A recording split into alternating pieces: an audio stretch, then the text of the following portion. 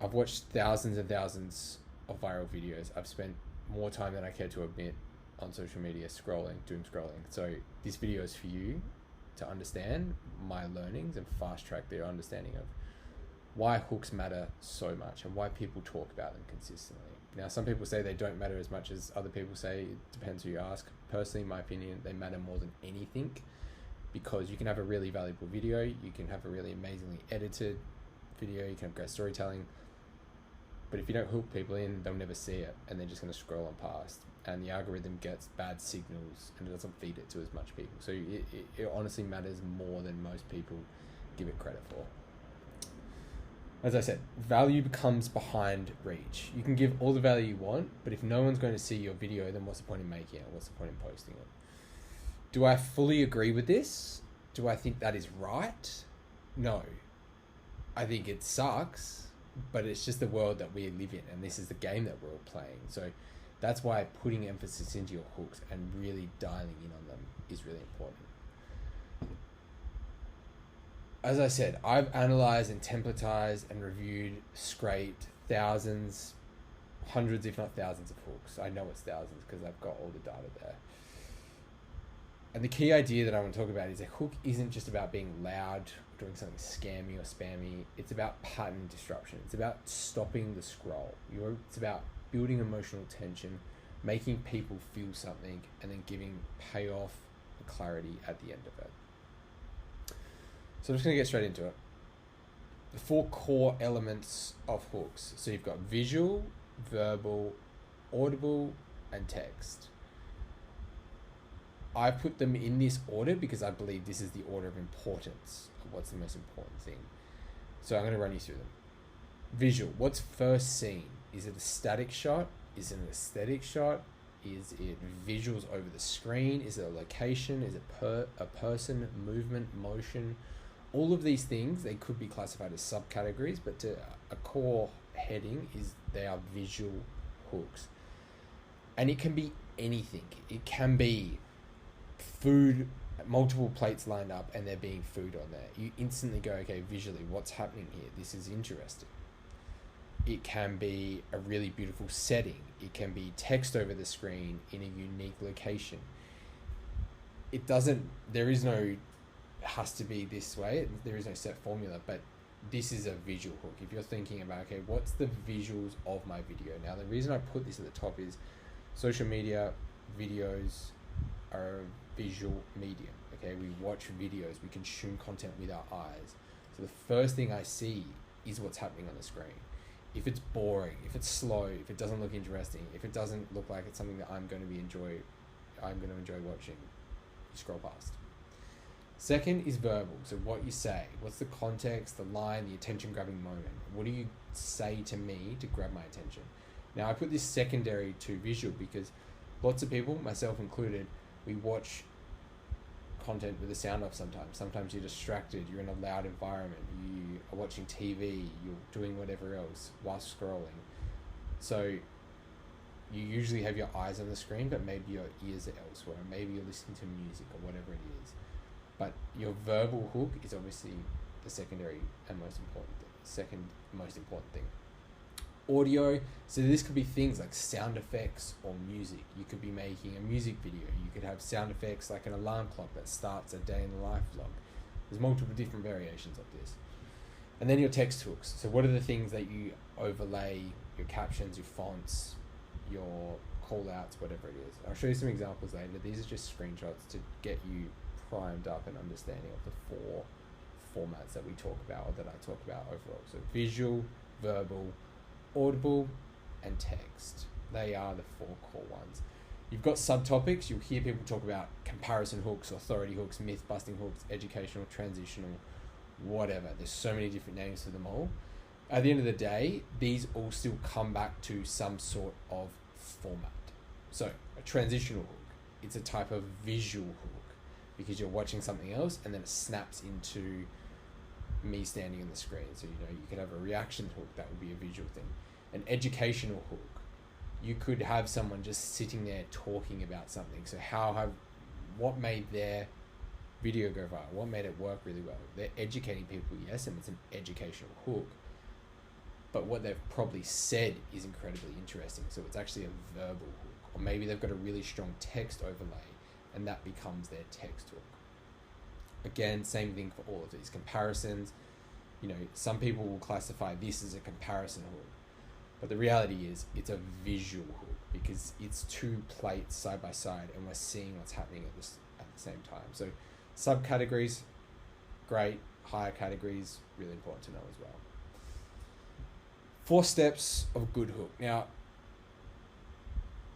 what I'll say is a really good hook can have all 4 of these steps, but it doesn't necessarily need to. You can just have one part of it that nails it really well.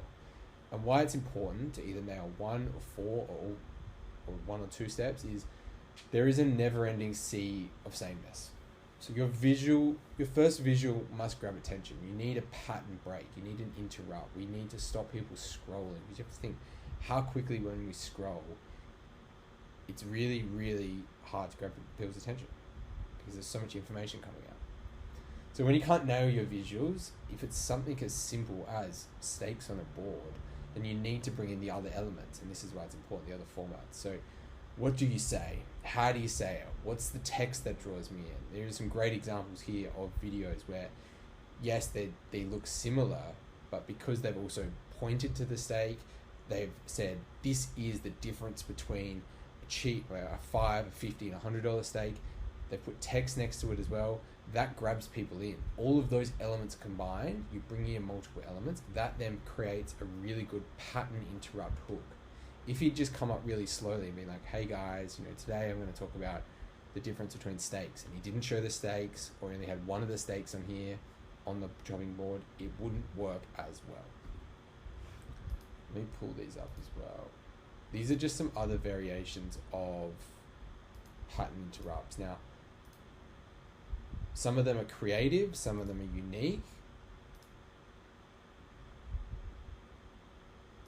So pattern interrupt, you're scrolling, there is no clear understanding of why this is happening and what's happening. Like, there is no context, so it's really intriguing. It's creating intrigue as to what is happening, why are we going to be watching. It's opening a curiosity loop, and the visual elements are, it's in a car showroom, it's confusing, and that grabs people's attention in. That's a good thing.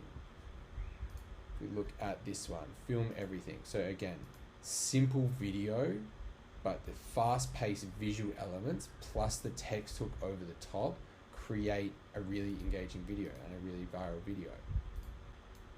On this one, okay, so we've got a couple of elements here. We've got the visual, it's fast-paced, it's moving, it's a beautiful scene. Then you've also got the music, it match cuts to the music as well, and then he's used the masking elements throughout. So again, he's created a viral video through using multiple elements. The music, the visuals, the movement, all of these things combined create a good hook of a video. This is one that I created. This was, again, visual hook. It's a pattern interrupt. So you're expecting a crash. It's intriguing. There looks to be a payoff. It's interesting. We want to see what's happening. And then I come into the scene and transition into it. So again, really good visual elements all throughout. And that is what, to tie this back to the original point of a pattern break. Like, how am I stopping someone mid-scroll? What am I doing? Am I using sound? Am I using intrigue? Am I using nice visual elements? Am I using curiosity or a payoff to get them to stop scrolling? That is one way to create a good hook. The next one is an emotional spike. Hooks that trigger emotions. So is it curiosity? Is it ego, fear, surprise, curiosity, whatever it is? If we look at, okay, this guy here, you would have seen him before. He's gone super viral many, many times with these videos, which obviously, objectively speaking, are crazy. But what it creates is curiosity, disbelief, intrigue. And he uses the same hook over and over and over again. It has worked so well that so many other people are stealing this format for whatever reason. Text hook, day 15 of fighting a random follower until I get knocked the fuck out. Visual element, he's in Paris. Visual element, he's wearing a crazy clown outfit, whatever it is. Super, super viral video.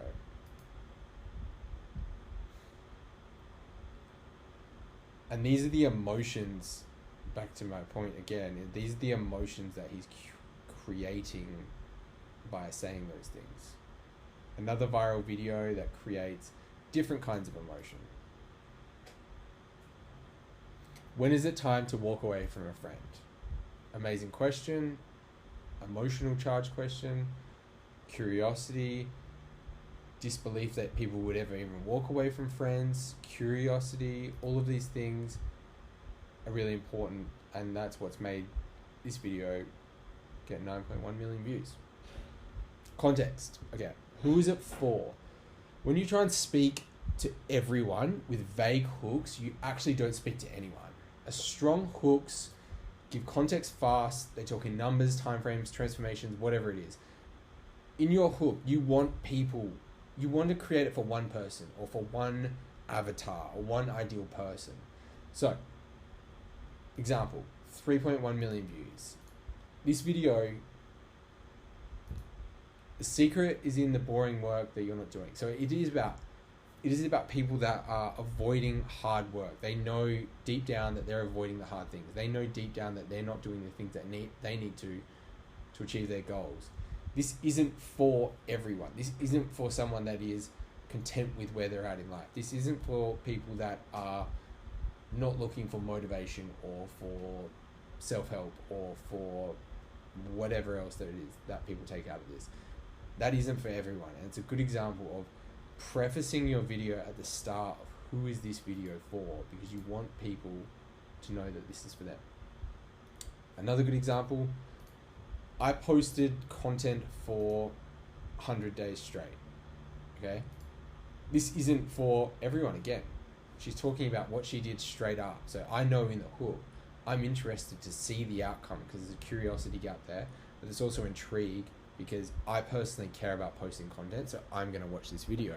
Someone that doesn't want to grow their personal brand, someone that doesn't give a shit about content, isn't going to watch that video. And that's a good thing because it's not going to give bad signals. They're going to swipe on past it and it's not for them. Context, one more example of context. This is the pop out effect. You instantly know that this video is going to be about this effect that they did. It's not him showing the effect, it's him actually showing an explanation of how to do it. Here's the effect and here's how to do it.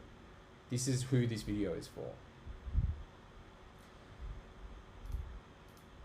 The last one is the tension and the payoff loop. So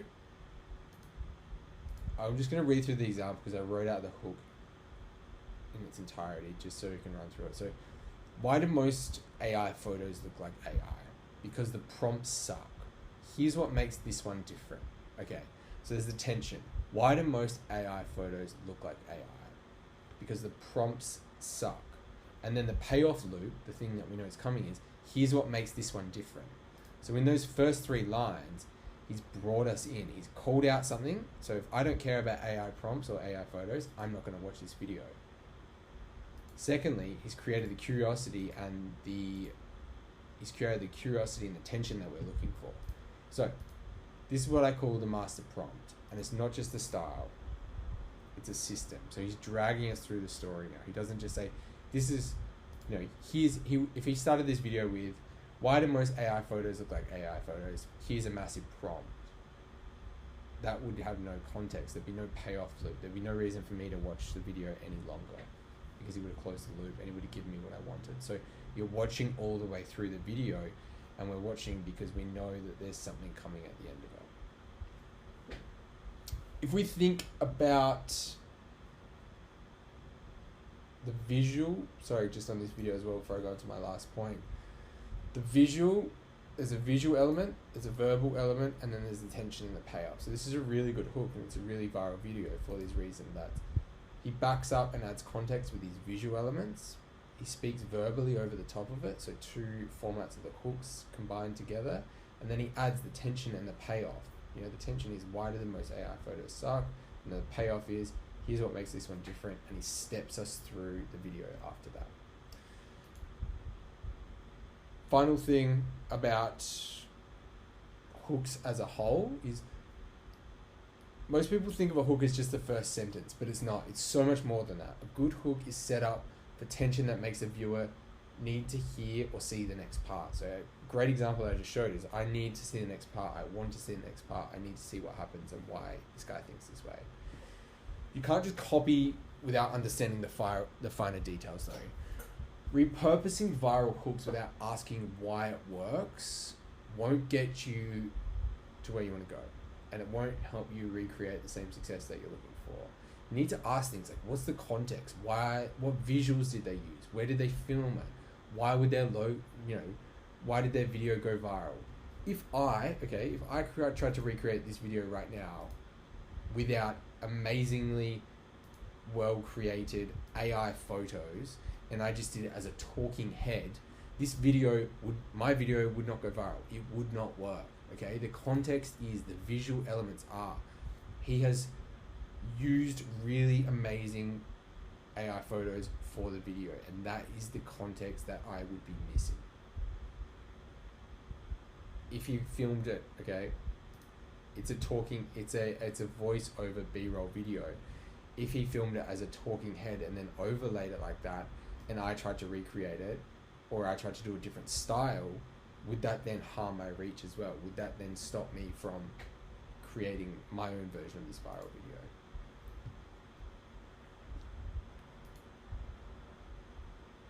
You need to also ask, which I've just touched on, is like, what's the curiosity gap, tension, the emotional payoff, all of these things, elements that you need to ask before you try and recreate something. I would say, again, of all the videos I've watched, hundreds, thousands of viral videos that I've seen as well over a period of time, there's probably 5 core patterns that I can relate to, or that I can see over a period of time. Is contrarian, so you challenge someone's belief, you challenge what they think is true, or what things they hold in their internal system that you're challenging. Confession, so you show some vulnerability or a personal truth that leads into the storytelling aspect. Data driven, a surprising stat or fact, so using numbers, using facts, using whatever it is that you can use in your hooks works really well. Story led, teases an outcome or a transformation. And then myth busting, so exposes something that people thought was true. This one and this one obviously are quite similar, but they also have different purposes. I think myth busting as a whole is probably more about conventional kind of,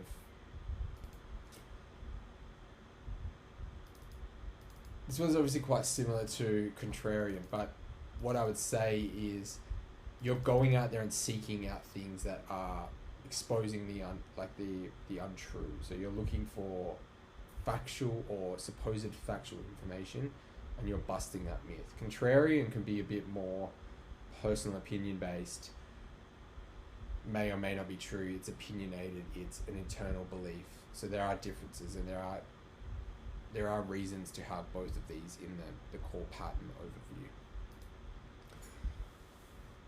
What I would say as a practical next step, and what I would say after this video, is the first thing that you need to do is go and build a hook bank. So there is no substitute for scrolling the internet and looking for viral videos, okay? Just to be very clear, there is no substitute for spending time on the platforms that you are trying to conquer. Now, there are ways to fast track some of your learnings, and there are ways to get some of that core information, but watching viral hooks, saving them, creating your own hook lists, saving them in your own folders, creating folders for different styles of videos, there is no substitute for that. You can get lists like this, which I've created. This has got a heap of viral hooks on there.